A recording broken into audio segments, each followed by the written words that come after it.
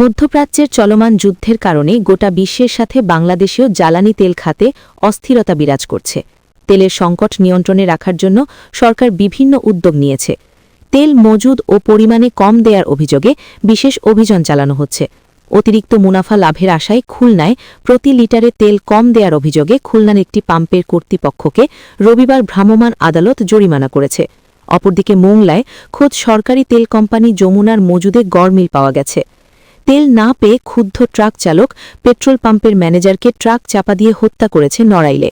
Tank লরির ৩ শ্রমিককে কারাদণ্ড ও জরিমানা করায় রবিবার শ্রমিক ধর্মঘটের কারণে রংপুর বিভাগের অন্তত ৮ জেলায় জ্বালানি তেল সরবরাহ বন্ধ রয়েছে। রাজশাহীতে ভারতে পাচার রোধে বিশেষ টহল ও পাহারা চৌকি বসিয়েছে বিজিবি। খুলনার বাইপাস সড়কের আকন ফিলিং স্টেশনে প্রতি লিটারে জ্বালানি তেল কম দেয়ার অভিযোগে খুলনার জেলা প্রশাসনের নির্বাহী ম্যাজিস্ট্রেটের নেতৃত্বে ভ্রাম্যমাণ আদালত অভিযান চালায়। এ ঘটনায় ফিলিং স্টেশনটিকে ৩০,০০০ টাকা জরিমানা করা হয়েছে। প্রতিষ্ঠানটি তাৎক্ষণিক জরিমানার টাকা পরিশোধ করে দেয়। অভিযানে বিএসটিআই এর কর্মকর্তা, র্যাব ও পুলিশ উপস্থিত ছিল। এ সময় অভিযানের সংবাদ সংগ্রহ করার সময় সাংবাদিকদের অভিযুক্ত ফিলিং স্টেশন কর্তৃপক্ষ বাধা দেয় বলে অভিযোগ রয়েছে। অভিযানের নেতৃত্ব দানকারী খুলনা জেলা প্রশাসনের নির্বাহী ম্যাজিস্ট্রেট দীপেন সাধক রনি বলেন, এই অভিযান চলমান থাকবে। তেলের বাজার, জ্বালানি তেলের মনিটরিং এর জন্য আমরা সারা শহরের ভিতরে আমরা আসলে আমাদের নানা ধরনের কার্যক্রম পরিচালনা করে আসছি। তো সেই পরিপ্রেক্ষিতে আমরা এই ফিলিং স্টেশনে এসেছি এবং এখানে আমরা বিএসটিআই এর আমাদের পরিদর্শক আমাদের সাথে আছেন। সেখানে আমরা ওজন এবং মানদণ্ড পরিমাপ আইনের ২৯ ধারার একটা লঙ্ঘন দেখতে পেয়েছি, যেখানে ওনারা দেখা যাচ্ছে প্রতি ১০ লিটারে প্রায় ৮৩০ ml এর মতো কম দেখা গেছে, এখানে যে মাপে কম দেয়া হচ্ছে। সেই ধারা অনুযায়ী দোষী সাব্যস্ত করে আমরা ওনাকে ৩০,০০০ টাকার অর্থদণ্ড প্রদান করেছি এবং অর্থদণ্ডের জরিমানা আমরা আদায় করেছি, আমরা সরকারি কোষাগারে জমা দিব। এবং আমরা তেলের বাজার মনিটরিং, আমরা জানেন বাজারে একটু অস্থিরতা আছে, অস্থিরতাটা আমরা সবার সহযোগিতা আমরা এটা মোকাবেলা করার চেষ্টা করছি। তো আশা করি আমাদের এই অভিযান এটা চালু থাকবে। শনিবার দিবাগত মধ্যরাত ১টায় অপরদিকে গোপন সংবাদের ভিত্তিতে মোংলা অয়েল ইনস্টলেশন এলাকায় অবস্থিত সরকারি তেল কোম্পানি যমুনা পেট্রোলিয়াম লিমিটেডে কোস্টগার্ড, নৌবাহিনী, পুলিশ, এনএসআই এবং বাগেরহাটের অতিরিক্ত জেলা প্রশাসকের একটি বিশেষ দল যৌথ অভিযান পরিচালনা করে। অভিযান চলাকালীন উক্ত প্রতিষ্ঠানের ৩টি তেলের ট্যাঙ্কে সংরক্ষিত জ্বালানি তেলের পরিমাণ সরেজমিনে পরিমাপ এবং সংশ্লিষ্ট কাগজপত্র যাচাই বাছাই করে অবৈধভাবে মজুতকৃত প্রায় ১২,১০,৮৫০ টাকা মূল্যের ১২,৬১৩ লিটার অতিরিক্ত জ্বালানি তেল মজুত পাওয়া যায়। কোস্টগার্ড মিডিয়া কর্মকর্তা লেফটেন্যান্ট কমান্ডার সাব্বির আলম সুজন এ তথ্য নিশ্চিত করেন। অবৈধভাবে মজুতকৃত তেলের পরবর্তী আইনানুগ ব্যবস্থা গ্রহণের কার্যক্রম বাগেরহাটের অতিরিক্ত জেলা প্রশাসক তত্ত্বাবধানে প্রক্রিয়াধীন রয়েছে। নড়াইল জেলার তানভীর ফিলিং স্টেশনের ম্যানেজার নাহিদ সর্দারকে ট্রাক চাপা দিয়ে হত্যাকারী ঘাতক ড্রাইভার সুজাত আলীকে যশোরের বাঘারপাড়া হতে র্যাব ৬ কর্তৃক গ্রেফতার। প্রত্যক্ষদর্শীরা জানান, নড়াইল যশোর মহাসড়কের পাশে অবস্থিত তানভীর ফিলিং স্টেশনে শনিবার দিবাগত রাতে ট্রাক চালক সুজাত মোল্লা ও তার সহযোগী জহুর ডিজেল নিতে আসেন, কিন্তু পাম্পে তেলের মজুদ শেষ হয়ে যাওয়ায় ম্যানেজার নাহিদ সর্দার তাদের তেল দিতে অপারগতা প্রকাশ করেন। এক পর্যায়ে পরিস্থিতি উত্তপ্ত হয়ে উঠলে ট্রাক চালক জহুর প্রকাশ্যে নাহিদকে ট্রাক চাপা দিয়ে হত্যার হুমকি দেন। এর কিছু সময় পর রাত প্রায় ২টোর দিকে কাজ শেষে নাহিদ ও তার সহকর্মী জিহাদ মোটরসাইকেলে করে নিজ গ্রামের উদ্দেশ্যে রওনা হন। ফিলিং স্টেশন থেকে মাত্র ১০০ গজ দূরে পৌঁছালে পেছন থেকে দ্রুত গতিতে এসে ঘাতক ট্রাকটি তাদের মোটরসাইকেলের উপর তুলে দেয়। ঘটনাস্থলে নাহিদ সর্দার নিহত হয়।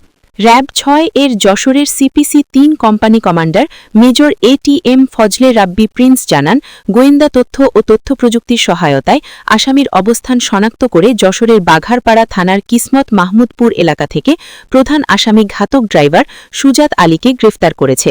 প্রেস ব্রিফিংয়ে major ATM Fazle Rabbi Prince আরও জানান, হত্যার সঙ্গে জড়িত চক্রটিকে শনাক্ত করার চেষ্টা চলছে। গোয়েন্দা তথ্য ও তথ্য প্রযুক্তির সহায়তায় আসামির অবস্থান শনাক্ত করা সম্ভব হয়েছে। যশোর জেলার বাগারপাড়া থানার কিসমত মাহমুদপুর এলাকা হতে হত্যা মামলার প্রধান আসামিকে গ্রেপ্তার করা হয়। এই প্রাথমিক জিজ্ঞাসাবাদে অভিযুক্ত ব্যক্তি ভিকটিমকে ট্রাক চাপা দিয়ে হত্যার দায় স্বীকার করে। স্থানীয় সূত্রে জানা যায়, নড়াইল যশোর মহাসড়কের পাশে অবস্থিত ওই ফিলিং স্টেশনে শনিবার দিবাগত রাতে পেরলি গ্রামে ট্রাক চালক সুজাত মোল্লা পাম্পে ডিজেল নিতে আসেন, কিন্তু পাম্পে তেলের মজুদ শেষ হয়ে যাওয়ায় ম্যানেজার নাহিদ সর্দার তাদের তেল দিতে অনীহা প্রকাশ করেন। এতে ক্ষুব্ধ হয় ট্রাক চালক। প্রত্যক্ষদর্শীরা জানান, এক পর্যায়ে পরিস্থিতি উত্তপ্ত হয়ে উঠলে ট্রাক চালক প্রকাশ্যে নাহিদকে ট্রাক চাপা দিয়ে হত্যার হুমকি দেন। এর কিছু সময় পর প্রায় রাত 2টার দিকে কাজ শেষে নাহিদ ও তার সহকর্মী জিহাদ মোটরসাইকেলে করে নিজ গ্রামের উদ্দেশ্যে রওনা হন। ফিলিং স্টেশন থেকে মাত্র 100 গজ দূরে পৌঁছালে পেছন থেকে দ্রুত গতিতে এসে ঘাতক ট্রাকটি তাদের মোটরসাইকেলের উপর তুলে দেয় এবং ঘটনাস্থলে নাহিদ সর্দার নিহত হয়।